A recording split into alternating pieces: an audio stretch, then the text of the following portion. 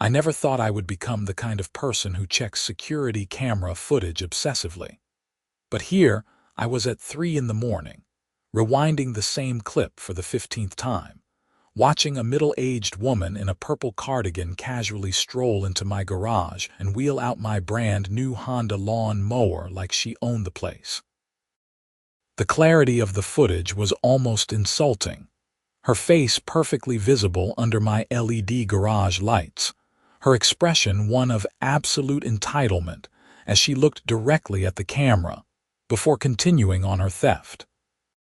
My name is Aaron Matthews, and I had moved to Maplewood Heights, a planned community just outside Charlotte, North Carolina, exactly 6 months ago. The neighborhood seemed perfect at first glance with its manicured lawns, friendly wave from neighbors, and that small town feel despite being 20 minutes from the city. The houses were beautiful colonials with wide front porches, and the streets were lined with actual maple trees that lived up to the community's name. What the cheerful real estate agent had glossed over, however, was that the homeowners association here had more power than a small government, and twice the attitude. The woman on my security footage was none other than Patricia Hendricks, the HOA president and the living embodiment of every Karen stereotype that had ever existed on the internet. She was 52 years old according to the neighborhood directory, though she dressed like someone trying desperately to hold onto her 40s. Her blonde hair was always styled in that distinctive "can I speak to the manager" cut, and she drove a white Escalade with a custom license plate that read, "Ho Queen." I wish I was joking. I had had exactly 3 interactions with Patricia before the lawn mower incident. The first was 2 days after I moved in when she showed up at my door with a binder 3 inches thick, containing the HOA rules and regulations. She had smiled that tight smile that never reached her eyes and told me she expected complete compliance with all community standards. The second interaction happened 3 weeks later when I received a violation notice because my trash cans were still visible from the street at 8 in the morning on trash day. The pickup had been late, but according to Patricia, that was not her problem. The third interaction was last month when she had knocked on my door to inform me that my lawn was a 1/4 inch too long and needed immediate attention. That last violation had prompted me to buy the lawn mower she had just stolen. I had been using a landscaping service, but they had not been coming frequently enough to satisfy Patricia's exacting standards. So I dropped $800 on a top-of-the-line Honda self-propelled mower with all the bells and whistles. I had used it exactly twice. Now it was gone, and I had crystal-clear video evidence of exactly who had taken it. I sat back in my desk chair, rubbing my eyes. The logical next step was to call the police, but something made me hesitate. I had heard stories from other neighbors about people who had gone against Patricia and the HOA board. The Hendersons 3 doors down had painted their shutters without getting prior approval, a violation of Section 12.4 of the HOA covenant. They had been fined $500, and when they protested, the fines had increased to $100 per day until they repainted in an approved color. The Changs on Maple Drive had installed a playground set for their kids that was deemed too visible from the street. The legal fees from fighting the HOA had cost them over $10,000 and they had lost. But this was theft. Actual theft. Not some petty HOA violation about paint colors or lawn ornaments. Patricia had committed a crime, and I had proof. I made a copy of the security footage onto a USB drive and another backup to my cloud storage. Then, I grabbed my phone and called the non-emergency police line. It was now almost 4 in the morning, but I could not sleep knowing that my $800 lawn mower was sitting in Patricia's garage, probably right next to her own mower. The dispatcher who answered sounded tired but professional. I explained the situation, and she said she would send an officer out to take a report. I asked if someone could come immediately to retrieve the stolen property, but she explained that for a theft report, especially of this value, an officer would come out to document everything, and then they would proceed from there. She said someone would be at my house within 2 hours. I spent those 2 hours documenting everything I could. I printed still frames from the security footage showing Patricia's face clearly. I found the receipt for the lawn mower. I wrote down a detailed timeline of events. I was a software engineer by trade, and my tendency toward thorough documentation was about to come in very handy. Officer James Rodriguez arrived at 6:15 in the morning just as the sun was starting to come up. He was in his early 30s, had a no-nonsense demeanor, and actually seemed to take my complaint seriously. I showed him the security footage, and I watched his eyebrows rise as he saw how clear the video was. "That is definitely clear enough for identification," he said, making notes on his tablet. "And you said this woman is your HOA president?" "Unfortunately, yes," I replied. "Patricia Hendricks. She lives 4 houses down at 2847 Maple Grove Lane." Officer Rodriguez nodded slowly. "I know this neighborhood. We get calls from here pretty regularly, mostly noise complaints and disputes between residents and the HOA." He looked back at the footage. "But this is straightforward theft. Grand larceny, actually, since the mower is worth over $800. That is a felony in North Carolina." The word felony hung in the air between us.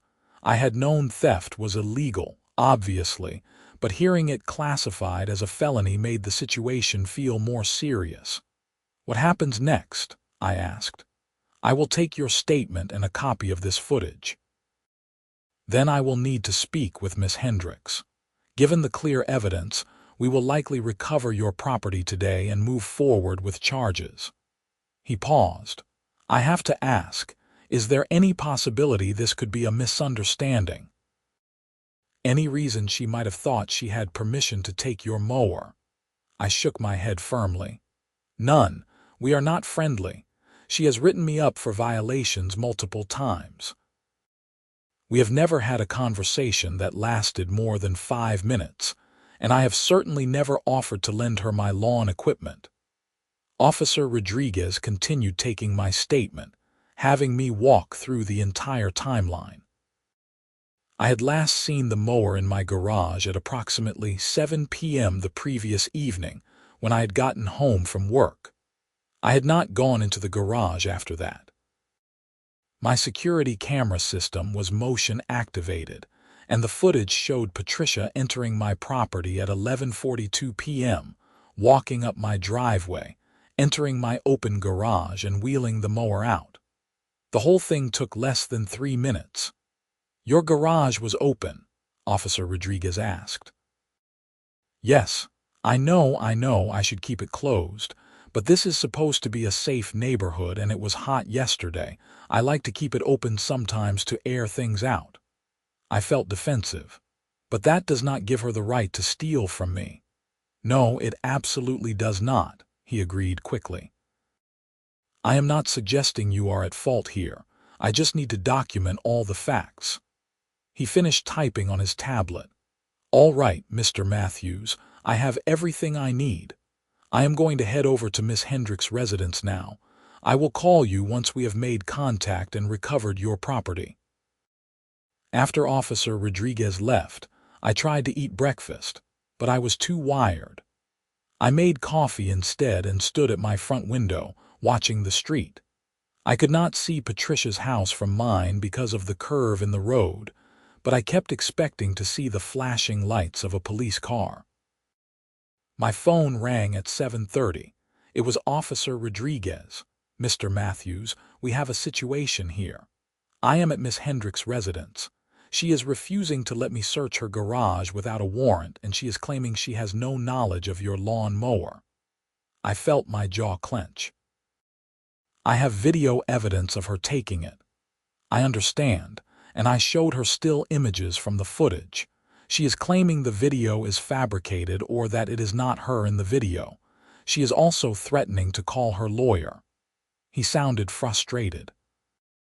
Look, I have enough for probable cause, but she is correct that I would need a warrant to search her property if she is not giving consent. I am going to call this in and get the process started. It should not take too long given the clear evidence, but it might be a few hours. A few hours. She is a thief. She stole my property. I understand your frustration, Mr. Matthews, and I agree with you, but I have to follow proper procedure. Trust me, this will work out in your favor. The evidence is too clear. Just sit tight and I will update you as soon as I have the warrant. I hung up, feeling a surge of anger. Patricia had committed a crime on video, and she was still managing to make this difficult. This was exactly the kind of entitled behavior I should have expected from her. I decided to work from home that day. There was no way I could concentrate at the office. I set up my laptop at the kitchen table and tried to focus on code reviews, but I kept checking my phone every few minutes. At 9:15, my doorbell rang. I looked through the peephole and felt my stomach drop. Patricia Hendricks stood on my porch, arms crossed, looking furious. I opened the door but left the screen door latched between us. "What do you want, Patricia? How dare you send the police to my home?" she hissed. Her face was red and her carefully styled hair looked disheveled. "Do you have any idea who I am? I am the president of this HOA. I have connections with the city council, with the mayor's office. You just made a very serious mistake. The only person who made a mistake is you when you stole my lawn mower last night at 11:42 p.m., I replied, keeping my voice level.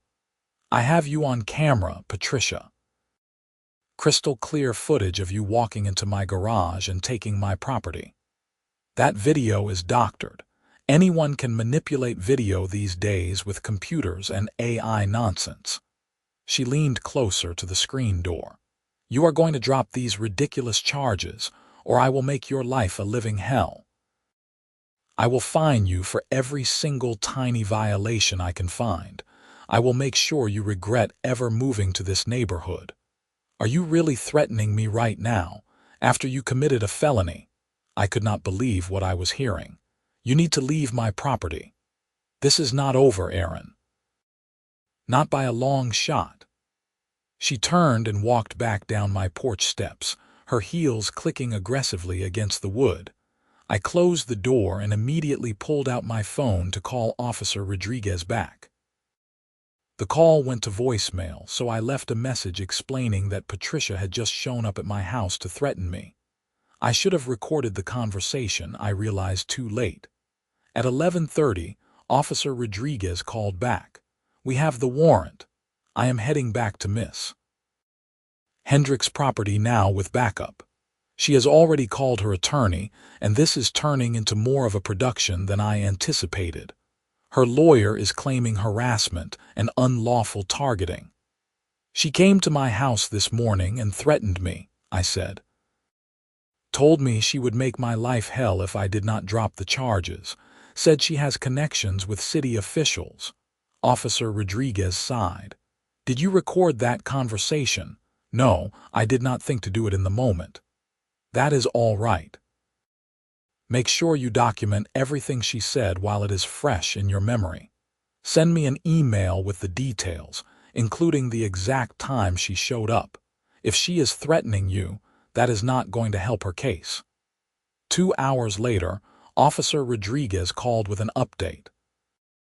They had executed the search warrant and found my lawn mower in Patricia's garage, exactly where I had suspected it would be. She was claiming she had found it abandoned on the street and had taken it for safekeeping, planning to post about it on the neighborhood's social media page. This explanation made no sense given that she had never mentioned finding a mower to anyone, and the security footage clearly showed her taking it from my garage, not from the street. "We are transporting her to the station for booking," Officer Rodriguez said. "She will be charged with felony larceny." Given the value of the item and the clear evidence, the district attorney's office will likely move forward with prosecution.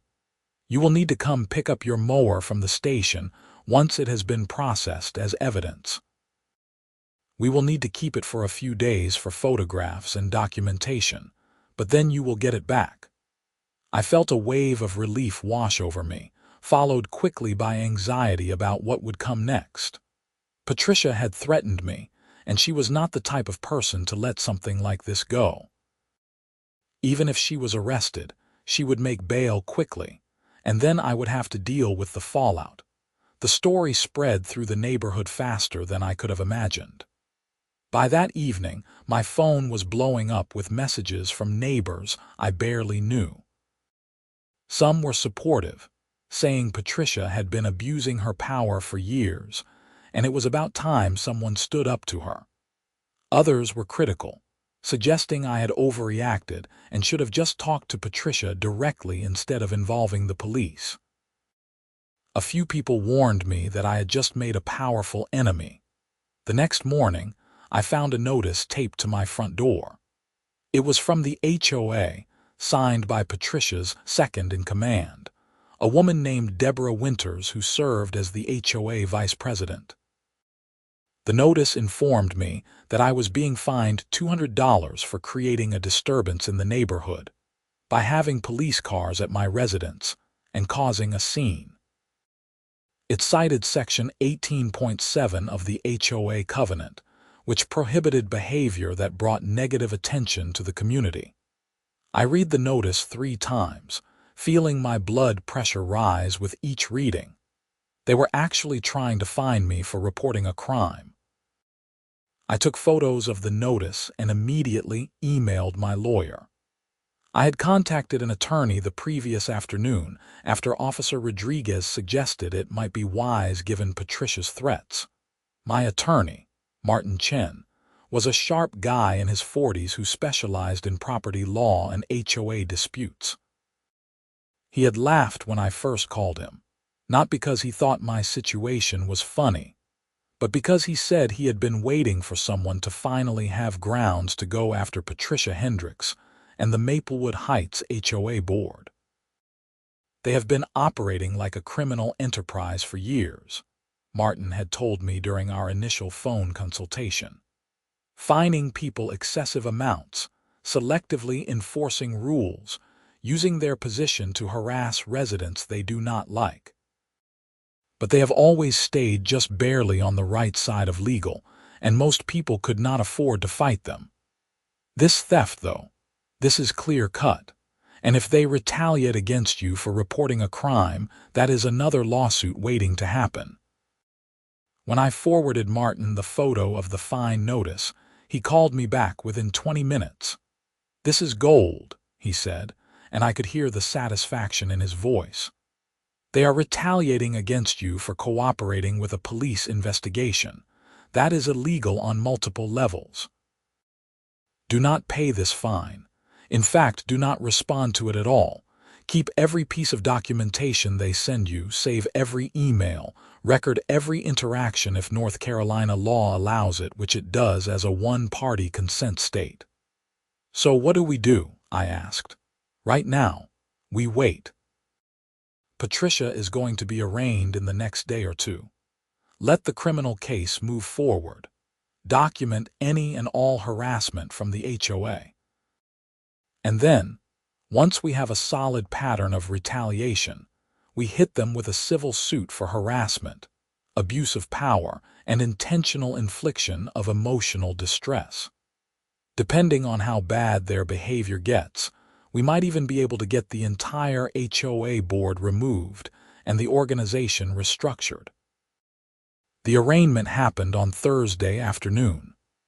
Patricia was formally charged with felony larceny, and the judge set bail at $10,000, which she posted immediately. According to Martin, who had a contact in the district attorney's office, Patricia's lawyer was trying to negotiate a plea deal, But the DA was not interested given the clear evidence and Patricia's complete lack of remorse. That evening, I attended the monthly HOA meeting. I had never gone to one before, had always ignored the notifications about them. But Martin had suggested I attend to observe and document any retaliation or inappropriate behavior. The meetings were held in the community clubhouse, a nice facility with a large meeting room, a small kitchen, and an outdoor pool area. About 40 people showed up, which surprised me. I had thought HOA meetings were typically sparsely attended, but apparently Patricia's arrest had drawn a crowd. Patricia was not there, obviously. She was not allowed to be in a leadership position while facing felony charges, according to the HOA bylaws that Martin had reviewed. Instead, Deborah Winters was running the meeting. Deborah was in her late 50s, had gray hair she wore in a tight bun, and seemed even more unpleasant than Patricia if that was possible.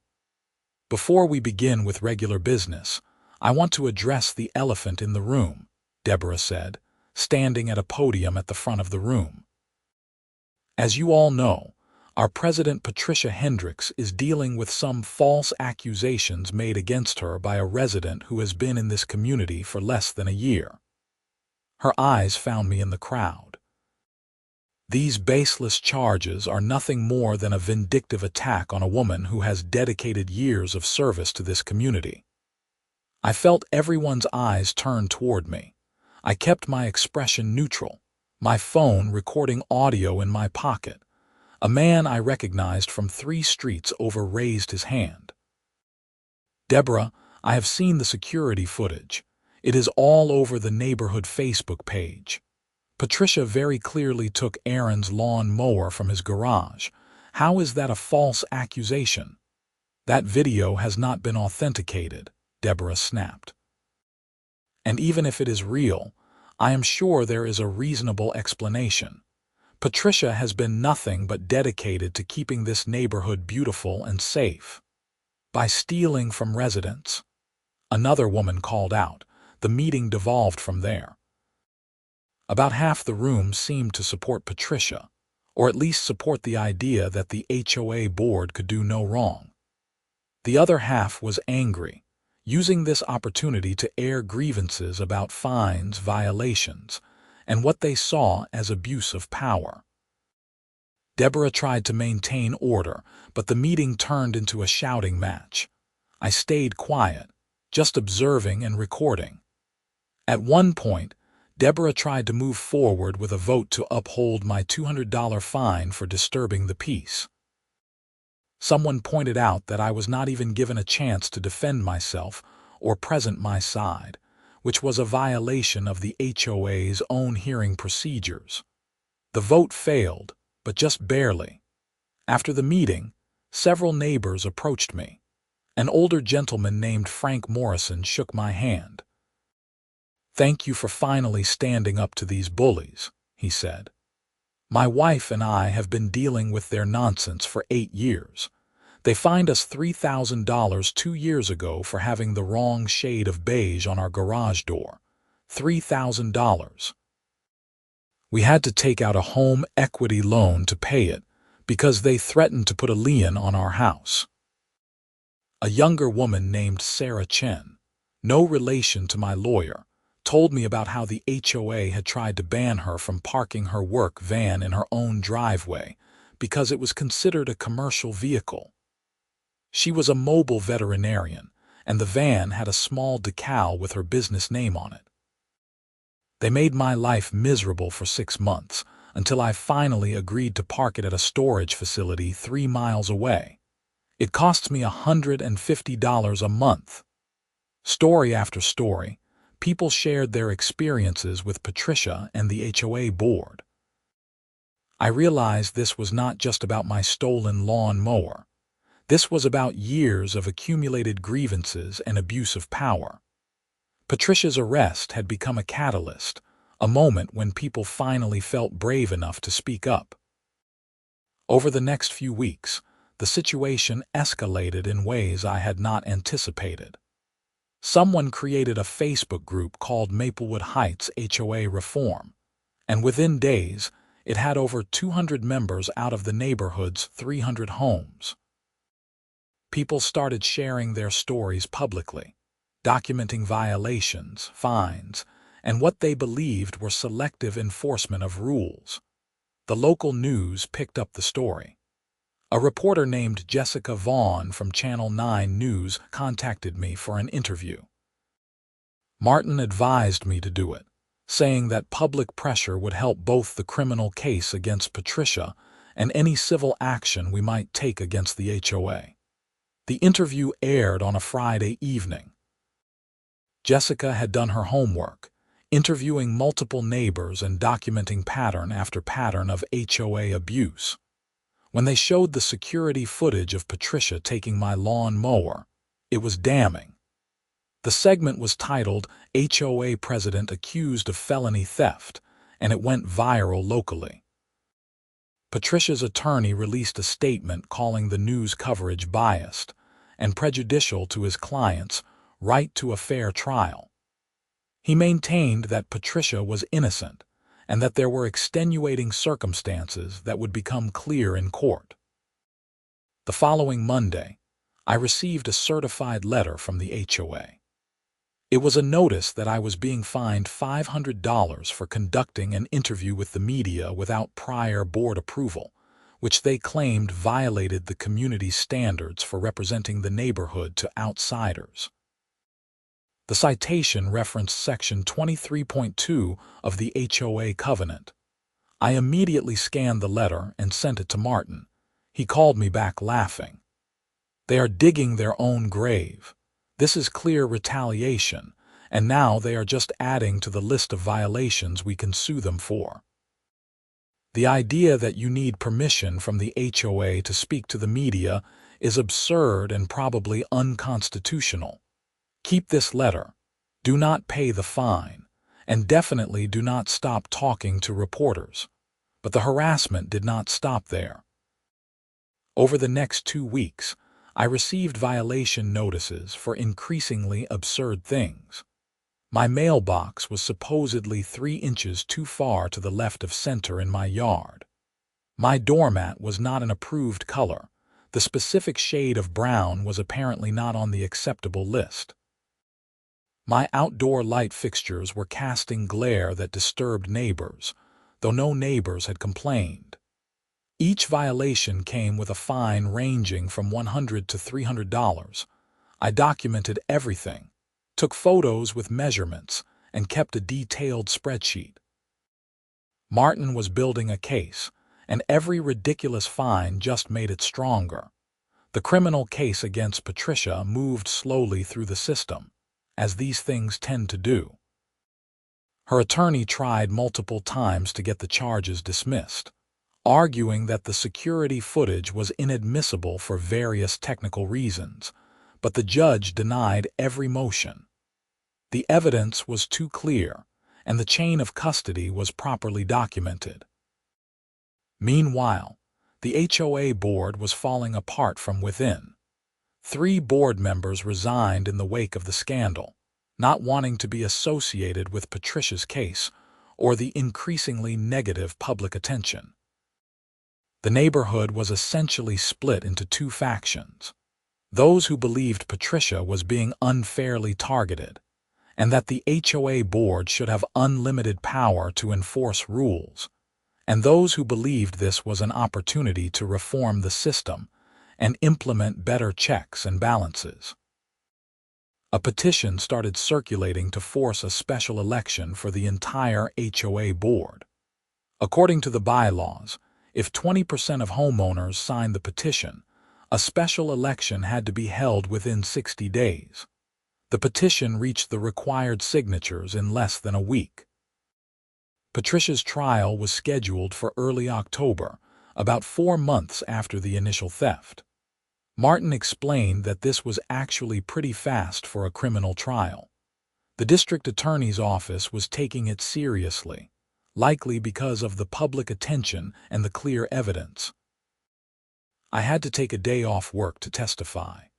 The courthouse in Charlotte was an imposing building downtown, and I felt nervous despite knowing I was simply telling the truth. The DA, a sharp woman in her 40s named Linda Martinez, had prepared me thoroughly. She walked me through the timeline, had me identify Patricia in the courtroom, and played the security footage for the jury. Patricia's defense attorney, a slick-looking guy named Richard Stephenson, tried his best during cross-examination to suggest alternative explanations. Could someone else have borrowed the mower without my knowledge? Was it possible I had given Patricia permission and forgotten about it? Could the footage have been manipulated? I answered each question calmly and clearly. No, no one else had access to my garage. No, I had never spoken to Patricia about borrowing anything. And no, the footage was authentic, pulled directly from my security system with timestamps and metadata intact. The DA also called Officer Rodriguez to testify about finding the mower in Patricia's garage and about her conflicting statements. She first claimed she did not have it, then claimed she found it abandoned, then finally claimed I must have left it in the street and she was being a good neighbor by securing it. Patricia chose to testify in her own defense, which Martin later told me was a huge mistake. She was combative on the stand, insisting that she had done nothing wrong and that this was all a conspiracy against her by residents who wanted to avoid following community rules. She claimed I had left the mower in the street, even though the video clearly showed her taking it from my garage. When confronted with the footage, she suggested it must have been edited or that maybe I had staged the whole thing to frame her. The jury deliberated for less than 3 hours. They found Patricia guilty of felony larceny. The sentencing hearing was 2 weeks later. Patricia's attorney argued for probation, pointing to her lack of criminal history and her years of community service through the HOA. The DA argued for jail time, citing Patricia's complete lack of remorse and her continued harassment of me through the HOA violation notices, which the DA presented as evidence of her character. The judge sentenced Patricia to 18 months in prison, with the possibility of parole after 9 months, plus restitution to me for the value of the lawn mower and my legal expenses related to the criminal case. She was also ordered to resign from any and all positions with the HOA immediately. Patricia's face went white when she heard the sentence. She had clearly expected probation at most. Her attorney immediately announced plans to appeal, but Martin told me that appeals rarely succeeded in cases with such clear evidence. The relief I felt was enormous. For months, I had been dealing with the stress of the theft, the harassment, the violation notices, the public attention. Finally, there was some justice, but my legal battles were not over. Martin had filed a civil lawsuit against the HOA board for harassment, retaliation, and violation of my civil rights. The suit named not just Patricia, but also Deborah Winters and the other board members who had participated in the retaliation campaign against me. The civil case moved more quickly than I expected. With Patricia's criminal conviction on record, her credibility was shot. The HOA's insurance company looked at the evidence of the dozens of bogus violation notices, the attempted fine for talking to the media, and the pattern of retaliation, and they pushed hard for a settlement. 6 months after Patricia's sentencing, I sat in a conference room with Martin, representatives from the HOA's insurance company, and lawyers for the board members. The settlement offer was substantial. $75,000 to me personally, an apology letter to be sent to all homeowners, vacation of all fines issued against me, and a complete restructuring of the HOA board and procedures. The restructuring was the part I cared most about. The settlement required the HOA to adopt new bylaws that included term limits for board members, a transparent appeals process for violations, limits on fine amounts, and a requirement that any fines over $500 be approved by a vote of the homeowners rather than just the board. Martin advised me to take the settlement. You could probably get more if we went to trial, but this gets you money now, and more importantly, it fixes the systemic problems. That was the goal, right? He was right. I accepted the settlement. The special election for the new HOA board happened in December. Frank Morrison, the older gentleman who had thanked me after that chaotic meeting, ran for president on a reform platform. He won in a landslide. Sarah Chen, the mobile vet, was elected as vice president. The new board was made up entirely of people who had been vocal about the need for reform. One of their first actions was to review every violation and fine issued in the past 3 years. They found dozens of cases where the old board had selectively enforced rules or issued excessive fines. Many fines were reduced or eliminated entirely. The new board also established clear criteria for violations and made sure the rules were applied equally to everyone. Patricia ended up serving 11 months before being released on parole. Part of her parole conditions included a prohibition on serving in any HOA leadership position and a requirement to stay at least 500 feet from my property. I heard through the neighborhood grapevine that she sold her house and moved to a different part of Charlotte shortly after her release. Good riddance. Deborah Winters also moved away, unable to handle the shame of being named in the lawsuit and losing her position of power. Most of the other old board members quietly resigned and kept low profiles in the neighborhood. The changes in the HOA were dramatic. The monthly meetings became actually productive, focused on genuine community improvements like fixing potholes, updating playground equipment, and organizing neighborhood events. The adversarial relationship between the board and homeowners disappeared, replaced by actual cooperation. I got my lawn mower back finally. It sat in my garage as a reminder of the whole crazy situation.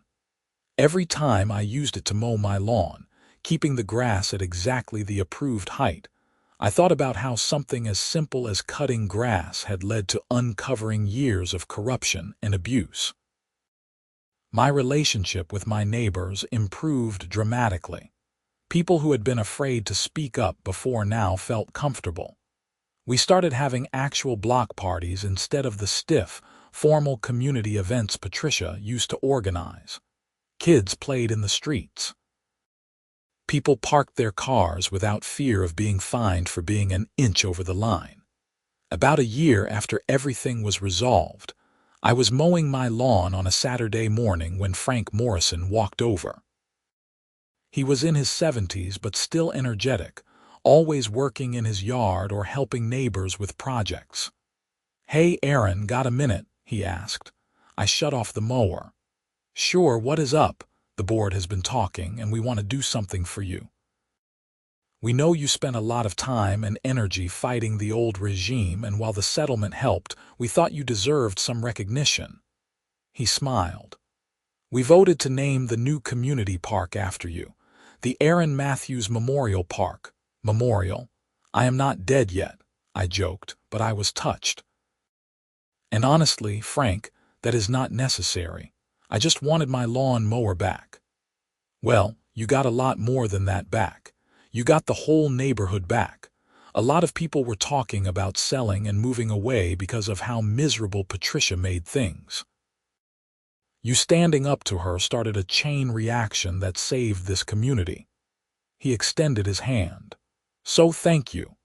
We shook hands, and I felt something I had not felt since moving in, genuine pride in where I lived. The park dedication happened the following month. It was not a huge park, just a small green space with a playground and some benches, but it was nice. There was even a small plaque explaining that the park was named in honor of my stand against HOA corruption and my efforts to reform community governance. It was embarrassing and touching in equal measure. Life in Maplewood Heights settled into a comfortable rhythm. The neighborhood was no longer divided into factions. The new HOA board actually served the community instead of lording power over it. Property values went up once word got out that the toxic HOA leadership was gone. I did end up dating Sarah Chen, the mobile vet who served as vice president of the new board.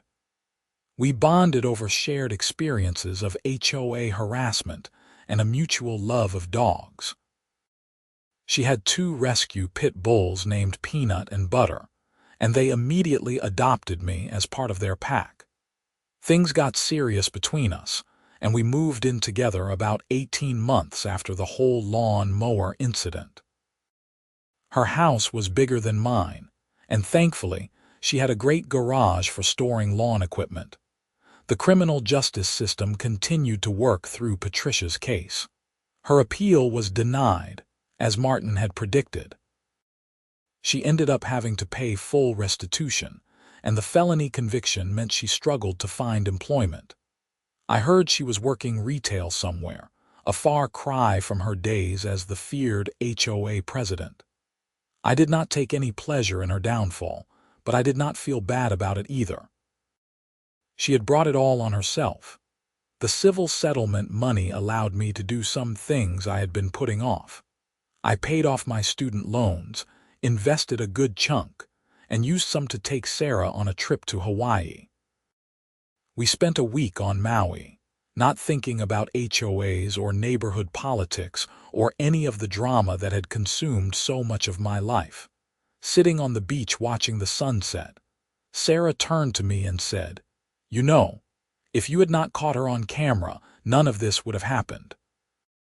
She would still be terrorizing the neighborhood, and we would all just be accepting it as normal." "Technology for the win," I said. "Best $200 I ever spent on that security camera system." "Your $800 lawn mower might disagree." We both laughed. It felt good to be able to laugh about it now that it was all over. When we got back from Hawaii, I was surprised to find letters from other HOA members around the Charlotte area, and even from other states. Word had spread about the Maplewood Heights case, and people were reaching out asking for advice on how to fight their own abusive HOA boards. Martin ended up becoming something of a specialist in HOA reform cases, using the precedent from my case to help others. One letter that stuck with me was from a woman in Florida, whose HOA president had been charging personal expenses to the HOA budget and pocketing money from community funds. She had evidence, but was afraid to come forward because of retaliation. I called her and spent an hour sharing my experience, encouraging her to document everything and find a good lawyer. 6 months later, she emailed to tell me that her HOA president had been arrested for embezzlement, and the board had been completely reformed. She thanked me for giving her the courage to act. I realized that what had started as me just wanting my stolen lawn mower back had turned into something bigger. It had exposed systematic problems not just in my HOA, but in the way many of these organizations operated across the country. The power dynamic between unaccountable boards and homeowners was fundamentally broken in a lot of places, and my case had helped shine a light on that. The local media continued to follow the story. Jessica Vaughn from Channel 9 did a follow-up piece a year later titled HOA Reform. 1 year later, she interviewed several Maplewood Heights residents about how the neighborhood had changed, talked to the new board about the reforms they had implemented, and even got some national HOA experts to weigh in on what our case meant for the broader conversation about HOA governance. One expert, a law professor from Duke named Dr. Helen Friedman, said in the interview, What happened in Maplewood Heights is significant because it demonstrates that HOA boards are not above the law. Too often, these organizations operate with minimal oversight and can become vehicles for abuse of power. The theft of the lawn mower was the catalyst, but the real issue was years of systematic harassment and selective rule enforcement. The criminal conviction of the HOA president and the subsequent civil settlement send a clear message that there are consequences for this behavior. The segment won some kind of local Emmy Award for investigative journalism. Jessica sent me a nice message thanking me for being willing to talk on camera and for helping expose an important issue. Life moved forward. Sarah and I got engaged. Frank Morrison continued to lead the HOA with fairness and common sense. The neighborhood thrived. I sometimes forgot about the whole crazy saga until someone new would move in and ask about the park named after me. And then I would have to explain the whole story again. One new neighbor, a guy named Thomas who moved in about 2 years after everything was resolved, listened to the story with his mouth hanging open. "So you are telling me that the HOA president stole your lawn mower, you got it on camera, she went to prison, you sued the HOA, won a settlement, they reformed everything, and now there is a park named after you." He shook his head in disbelief. "That is the most insane HOA story I have ever heard." "It was a weird time," I admitted, "but the neighborhood is great now. The HOA actually functions the way it is supposed to, helping the community instead of terrorizing it." "That is why I moved here," Thomas said. "I read articles about the reform. I was living in a neighborhood across town with an HOA that was heading down the same path. Constant fines, power tripping board members, all of it. I wanted to be somewhere that had already been through that and come out better on the other side." It was satisfying to know that the reforms had made Maplewood Heights a desirable place to live, rather than a place people wanted to escape from. The strangest part of the whole experience was running into Patricia about 3 years after her arrest. Sarah and I were at a grocery store across town, and I saw her in the checkout line. She had aged noticeably, her signature blonde hair now showing gray roots, her clothes less polished than they used to be. She saw me at the same moment I saw her. For a second, we just looked at each other. I wondered if she would say something, cause a scene, blame me again for ruining her life. But she just turned away and focused on unloading her groceries onto the belt. She looked tired and defeated. I felt a complicated mix of emotions. She had stolen from me, harassed me, abused her power over an entire neighborhood. She had earned her consequences. But seeing her there, just a middle-aged woman buying groceries, looking worn down by life, I could not help but feel a tiny bit of sympathy. Not much, but a little. Sarah noticed the interaction. "Was that her?" "Yeah." "You okay?" "Yeah, I am fine. It is just weird seeing her like that." We checked out and left. I did not look back. The 5th anniversary of the incident rolled around and the HOA board decided to throw a big community celebration. They called it Community Unity Day and positioned it as a celebration of how the neighborhood had come together and reformed itself. There were food trucks, games for kids, a live band, and a beer garden for adults. Frank Morrison gave a speech thanking everyone who had been part of the reform effort. He specifically mentioned me, Sarah, and several other residents who had been vocal about the need for change. 5 years ago, this neighborhood was divided and unhappy. Today, we have one of the strongest, most supportive communities in the Charlotte area. That did not happen by accident. It happened because people stood up for what was right and demanded better. The crowd applauded. I felt Sarah squeeze my hand. Later that evening, as we sat on the lawn listening to the band play, I thought about how a single moment, One stupid decision by Patricia to steal my lawn mower had set off a chain of events that transformed an entire community. If she had just left my mower alone, she probably would have continued as HOA president for years, continuing to abuse her power and make people miserable.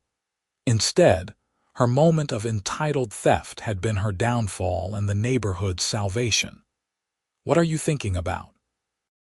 Sarah asked, leaning her head on my shoulder. "Just how weird life is, how small moments can lead to big changes." "That is very philosophical for a Saturday evening," she teased. "I am a deep thinker," I said, and she laughed. The band started playing a cover of Sweet Home Alabama, and people got up to dance. Kids ran around playing tag while their parents chatted and drank beer. The sun was setting, casting a golden glow over everything. This was what a neighborhood was supposed to be like. People who knew each other, supported each other, worked together to make their community better. Not a place where people lived in fear of an all-powerful board issuing fines for petty violations. Martin Chen, my lawyer, showed up to the celebration with his family. He had become something of a local celebrity in the legal community for his work on HOA reform cases. He walked over to Sarah and me with a beer in hand. "Aaron Matthews, the man who took down a corrupt HOA empire with nothing but security camera footage and righteousness," he said with a grin. "And your excellent legal representation," I added. "Well, yes, that too." He took a sip of his beer. "You know, I have built an entire practice area off your case. I have got 15 active HOA cases right now, all using similar strategies. Your security footage of Patricia is literally in my PowerPoint presentation when I give talks about HOA law." "Happy to help," I said. "Send me royalties." We all laughed. Martin's kids ran off to play with other children, and his wife joined Sarah in conversation about vet stuff. Apparently one of their dogs needed a checkup. "Seriously, though," Martin said, his tone becoming more genuine, "what you did took courage. Most people would have just written off the lawn mower, maybe filed an insurance claim, and tried to avoid making waves. You stood up to a bully, and it cost you time, stress, and money even with the settlement. But you changed things for hundreds of people." "I just wanted my lawn mower back," I said for what felt like the 1,000th time. "And that is what makes it perfect. You were not trying to be a crusader or reform hero. You just wanted justice for a simple wrong. But when they pushed back and tried to retaliate, you did not back down. That is the key. Most people back down." He was right. If I had paid that first retaliatory fine or stopped talking to the media or shown any weakness, Patricia and the board would have crushed me under an avalanche of violations and fines until I either moved away or gave up. Standing firm had been crucial. The celebration went late into the evening. At one point, Frank Morrison announced that the community pool, which had been closed for renovations, was going to reopen the following month with new equipment and updated facilities. The old board had always claimed there was no money in the budget for pool improvements, but the new board had done an audit and found that the old board had been paying themselves exorbitant salaries and paying connected contractors inflated prices for services. Once they cleaned up the finances, there was plenty of money for actual community improvements. That was another legacy of the reform: actual fiscal responsibility and transparency. The new board published detailed financial reports every quarter, and any expenditure over $1,000 had to be approved by a vote. It was basic good governance, but it felt revolutionary after years of Patricia's secretive and self-serving financial management. As Sarah and I walked home that night, our street lit by old-fashioned lamp posts and the sounds of the celebration fading behind us, I felt genuinely content. Maplewood Heights had become what I thought it was when I first moved in: A real community. You ever regret it? Sarah asked. All the stress and drama. Sometimes I wonder if you wish you had just let the lawn mower go. I thought about it for a moment. No, I mean, it was not fun going through it, but it needed to happen. Patricia needed to be stopped, and the HOA needed to be reformed. If not me, it would have had to be someone else eventually. I am just glad it worked out. Me too, she said. If you had not stood up to them, I probably would have moved away. I was so close to putting my house on the market before all this happened. The constant fines and harassment were making me miserable. I had not known that. Really. I had a realtor come give me a market analysis and everything. Then your story broke, and suddenly people were fighting back, and I thought maybe things could change. She smiled. So thank you for being stubborn. Any time. We reached our house now, and went inside. Peanut and Butter greeted us with enthusiastic tail wagging. I fed them while Sarah got ready for bed. Looking out the kitchen window at the quiet street, I thought about how much had changed in 5 years. A neighborhood transformed, a corrupt board removed, actual justice served, new friendships formed, love found. All because Patricia Hendricks had decided to steal my lawn mower, and I had decided not to let it go. The lawn mower itself was still in the garage, still working perfectly. I had gotten offers to sell it. People wanted to own the famous stolen lawn mower. One guy offered me $5,000 for it, said he would put it in his garage as a conversation piece. I declined. It was just a mower, a tool. The fact that it had become a symbol of something larger was interesting, but at the end of the day, I needed it to cut my grass. Well, technically Sarah's grass now, but we were getting married in the fall, so what was hers was mine and vice versa. Life moved in cycles. The seasons changed. Grass grew and needed cutting. HOA meetings happened monthly. Neighbors came and went. But the foundation of a healthy community remained, built on the principle that no one, not even those in positions of authority, was above the law or beyond accountability. Sometimes I gave talks at other neighborhoods about our experience. I was not a natural public speaker, but Martin encouraged it, saying that sharing our story could help others find the courage to stand up to their own abusive HOAs. I always emphasized a few key points. Document everything, know your rights, do not be afraid to involve law enforcement when actual crimes are committed, and find a good lawyer who understands HOA law. One talk I gave was to a neighborhood in Raleigh that was dealing with eerily similar issues to what we had faced. Their HOA president, a man named Donald who reminded me way too much of Patricia in terms of attitude, was fining people excessive amounts for minor violations and using HOA funds for personal expenses. After my talk, several residents approached me asking for Martin's contact information. 6 months later, Donald was facing embezzlement charges, and their HOA was in the process of major reforms. It felt good to know the ripple effects continued. The legal precedent from my case also had broader impacts. Martin told me that several state legislators had reached out to him about drafting HOA reform legislation. They wanted to create better oversight mechanisms, limit the ability of boards to issue excessive fines, and establish clear appeals processes. Some of that legislation actually passed, improving protections for homeowners across North Carolina. None of that would have happened if I had just shrugged off the stolen lawn mower as not worth the hassle. Every action has consequences, and sometimes those consequences reach far beyond what we initially imagine. As the 5-year mark passed and life continued its steady rhythm, I found myself less and less focused on the past drama. It had become just a story, something that happened once, a chapter in my life that was closed. The present was what mattered. My relationship with Sarah, my work as a software engineer, my friendships with neighbors, my involvement in the reformed HOA as just another member contributing to community decisions.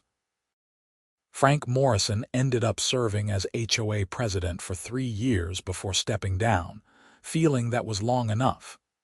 New leadership came in, equally committed to the reformed principles.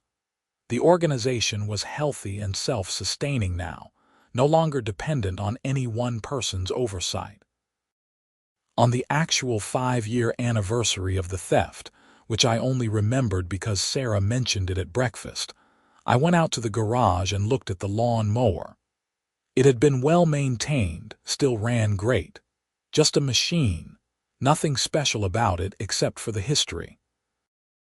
I wheeled it out and mowed the lawn, the familiar hum of the engine and the smell of cut grass grounding me in the present moment. Neighbors waved as they walked by. A kid rode past on a bike. Somewhere down the street, someone was barbecuing. This was normal life. Good, boring, normal life in a functional community. And it was perfect.